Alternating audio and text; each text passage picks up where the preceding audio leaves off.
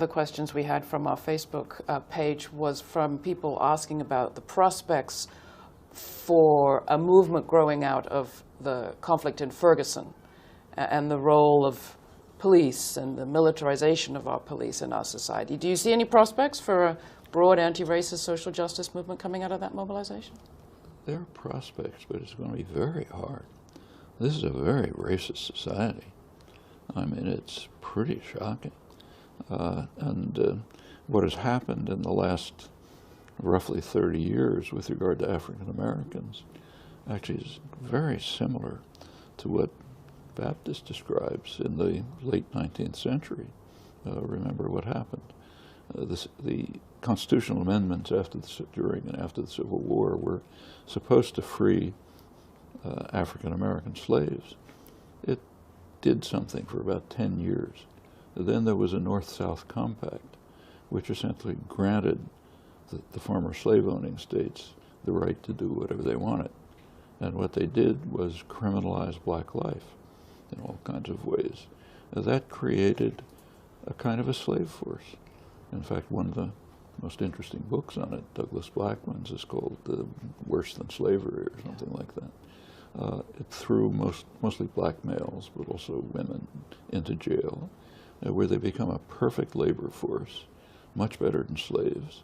If you're a slave owner, you have to you have to keep your capital alive. If the state does it for you, it's terrific. No strikes, no disobedience, perfect labor force.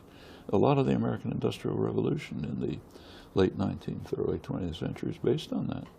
Actually, it pretty much lasted until the Second World War, when there was a need for what's called free labor in the war industry. After that come about two decades in which African Americans had a kind of a shot at entering the society.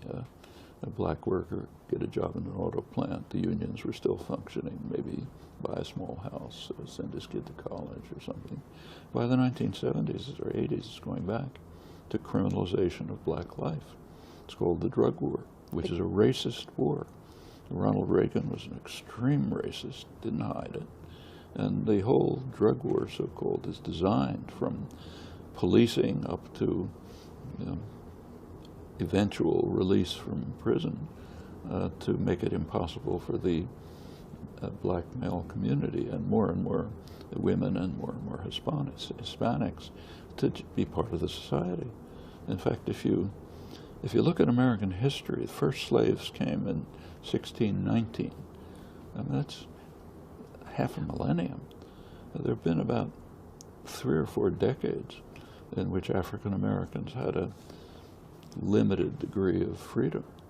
You know, not entirely, but at least some. Now, of course, it's for black elites, there's some privileges, but I'm talking about the mass of the population, which has been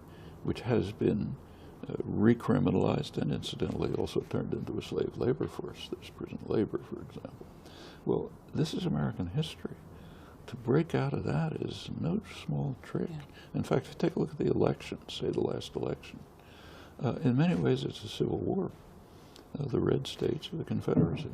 It extends a little beyond, but that's pretty much what it is. Yeah. And of course, this is a real battle.